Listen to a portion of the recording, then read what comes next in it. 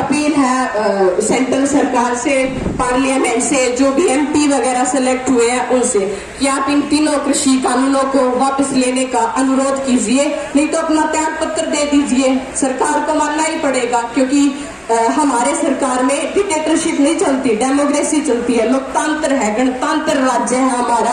हम Republic day क्यों बनाते हैं? कि हम स्वतंत्र है, किसी भी गवर्नमेंट के खिलाफ हम प्रोटेस्ट कर सकते हैं। तो मेरा मोदी जी से भी ये अनुरोध है, या जो भी डिस्टर्बेंस क्रिएट कर रहे हैं, कि ना तो किसान एक टेररिस्ट है, ना एक अफगानिस्तानी है, ना पाकिस्तानी है, ना मुस्लिम है, सब हम एक किसान है, और अपनी स्वतंत्रता हमारा हक है, हमारा धर्म है कि हम प्रोटेस्ट कर सकते हैं। और डेमोक्रेसी हमारे राज्य में, अगर हम नहीं खुश हैं इन तीनों कानूनों से, आपको क्या दिक्कत है, आपको क्या प्रॉब्लम आ रही है? भाई नहीं किसान खुश है तो आपको क्या? आप सब यहाँ हमारे आमजन के लिए, अच्छे के लिए तो सिलेक्ट हुए हैं। हम क्यों प्रधानमंत्री बना सकते हैं? हर आदमी अपने घर को चला सकता, सब चला सकते। एक प्रधानमंत्री क्यों हम चूज करते हैं? वो इसलिए करते हैं ना कि वो सब लोगों, हम जो MLA सेलेक्ट करते हैं, फिर उनसे MP बनते हैं, और फिर उसके बाद पार्लियामेंट बनती है पूरी, और उसके बाद एक जो भी वो पार्टी विनर होती है उसका एक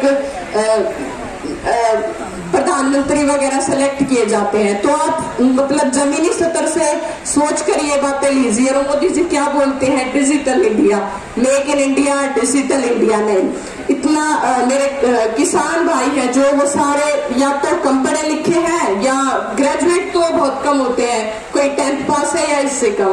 तो अच्छी बात है डिजिटलाइजेशन करना, बट ये भी सोचना चाहिए कितना जल्दी नहीं हो सकता। वो बोलते हैं विद इन 10 ईयर मैं इंडिया को डिजिटल बना दूंगा।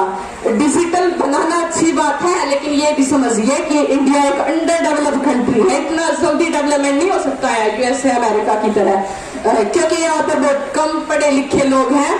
और जो किसान है बेसिकली वो तो बिल्कुल ही कम पढ़े लिखे लोग हैं। तो उससे क्या होगा? उनको दिक्कत होगी। अब क्या है, जो ये बीच में लोग थे मार्केट में, जिससे अड़ती बोलते हैं बेसिकली, जिसके थ्रू हमारी फसल वगैरह जाती थी, वो उनको हटा दिया। अब किसानों के लिए एक मात्र सहारा क्या था? अब जैसे गवर्नमेंट तो फसल अपनी मर्जी से खरीदेगी, कुछ भी होगा, जितना रेट अच्छा लगा। अब 1400 है, कल को 1500 नहीं अच्छी लगी, बोलेंगे अच्छी नहीं है तो 1300 है, 1200 पे भी आ जाएंगे, 1000 पे भी आ जाएंगे, वो तो उनका क्या है। तो MSP पे अड़े रहिए, अपने लिए अड़े रहिए, और बिल्कुल मत उठिए। अब सरकार ये सोच रही है कि 26 जनवरी के बाद जो किसान आंदोलन है वो कम हो गया है। उनका कहना ठीक भी है। वो सोच रहे हैं कि 3 महीने हो गए हैं, सब थक चुके हैं, लगभग अपने घर जा चुके हैं, और जो नहीं गए थोड़े दिन में चले जाएंगे। तो उठिए मत, मोदी जी यहीं पे हैं, वो सब देख रहे हैं, बस ये सोच रहे हैं कि भाग जाएंगे जल्दी से। भागिए मत, डट कर सामना कीजिए। और भागोगे क्यों? हम 6 महीने अपनी फसल के लिए वेट करते हैं, धान की फसल आती है उसमें भी क्या क्या बीमारियां नहीं आती फसल में, तब तो नहीं भागता किसान, बिल्कुल नहीं भागता, डट कर सामना करता। कई बार क्या होता है, लास्ट में पूरी फसल बर्बाद हो जाती है, कुछ भी नहीं बचता किसान के पास। आता है तो आता है पक्ष में तो सिर्फ कर्ज, तो तब किसान नहीं भागता, तब आत्महत्या नहीं करता, तो अब कैसे करेगा? अब क्यों पीछे हटेगा? बिल्कुल पीछे मत हटिए। हमारी सरकार है जो, उसको मानना ही पड़ेगा, क्योंकि डेमोक्रेसी चलती है हमारी कंट्री में, डिक्टेटरशिप नहीं चलती। तो बिल्कुल अपनी मांगों पर अड़े रहिए, बिल्कुल न डरिए और न भागिए। मेरा अनुरोध है, मेरी अपील है, मेरी प्रार्थना है सबसे। ये सिर्फ किसानों का आंदोलन नहीं है, सब जितनी भी हमारी आम जनता है जो कि बड़ी बड़ी जॉब्स पे नहीं है, सबके लिए फायदेमंद होगा। अगर ये कानून बन गया, फिर आप इसके बाद कुछ भी नहीं कर सकते, क्योंकि ये पार्लियामेंट में पास हो जाएगा। फिर अमेंडमेंट करवाना इतना आसान नहीं होता। अब जैसे रिजर्वेशन बना दिया, ये कब बनाया था? आज से 72-73 साल पहले, तब ब्रिटिशर्स हमारे ऊपर राज करते थे, तब वो गए, उसके बाद बना था ना ये।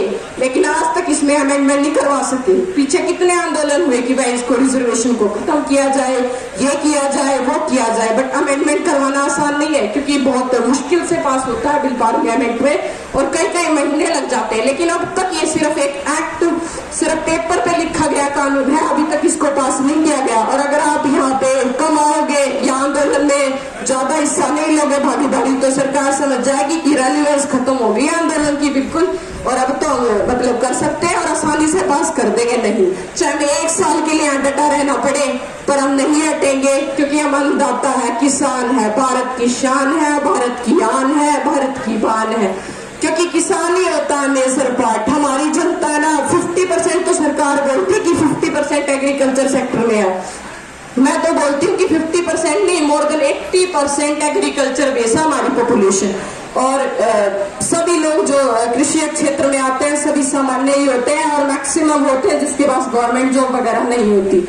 लेकिन मेरी अपील है कि आप इसको कम मत कीजिए आंदोलन को। और जो भी ये 26 जनवरी को ये भी हिंसा वगैरह हुई थी, जो भी किसान भाई मेरे पिता समान है, सभी जिसको पकड़ा गया वो आ जाएंगे। वो इसलिए हमको रख रखा है कि ताकि लोग डर जाए, भाग जाए। और ये जो हिंसा वगैरह हुई थी इसको बोला गया कि भाई ये किसानों ने की है। अरे जो किसान 3 महीने शांति से बैठ सकता है, सिर्फ अपना सिंपल बोल बोल के प्रोटेस्ट कर रहा हो, एक दिन क्या हो जाएगा उसको कि अपने रिपब्लिक फ्रीडम वाले दिन वो जाके लाल किले पर अपने झंडे को वो करेगा नहीं। किसान कभी अपने झंडे को ना तो झुकने देता है, क्योंकि वो उसकी शान है, वो उसकी आन है, वो उसकी बान है। तो ये जो लाल किले पर भी वो अटैक वगैरह हुआ तो उसमें किसान भाइयों का कोई हाथ नहीं है। जो लोग होते हैं ना जिसको मौका ढूंढते रहते हैं हिंसा फैलाने के लिए, वो लोग थे। तो उन्हीं पर कार्रवाई की जाए। जो निर्दोष किसान हैं या लोग हैं उनको छोड़ा जाए और सख्ती से उनके साथ निपटा जाए, क्योंकि वो किसान आंदोलन की आड़ में अपना टाइम ढूंढ रहे थे कि कब हम ये सब करें, और उनको चांस मिल गया। तो वो सब वही है जिसने चोट पहुंचाई, क्योंकि किसान 3 महीने से ज्यादा हो चुका, लगभग 3.5 महीने हो चुके हैं। इतने दिन से प्रोटेस्ट कर रहे हैं चुपचाप, तो एक दिन क्या हो जाएगा भाई। वो नहीं है, कोई और लोग हैं जो किसानों के थ्रू गवर्नमेंट को उकसाना चाहते हैं कि भाई उन पे अटैक करे। और ये सब इसलिए हो रहा है ताकि हमारा जो कानून है वो पक्का बन जाए। तो मेरी अपील है कि आप प्लीज ज्यादा से ज्यादा तादाद में अपने नियर बाय जहाँ पर भी आपके लिए आंदोलन हो रहा है आपके आसपास, अगर आप दिल्ली नहीं आ सकते तो आसपास जाइए। ओके, धन्यवाद। जय जवान।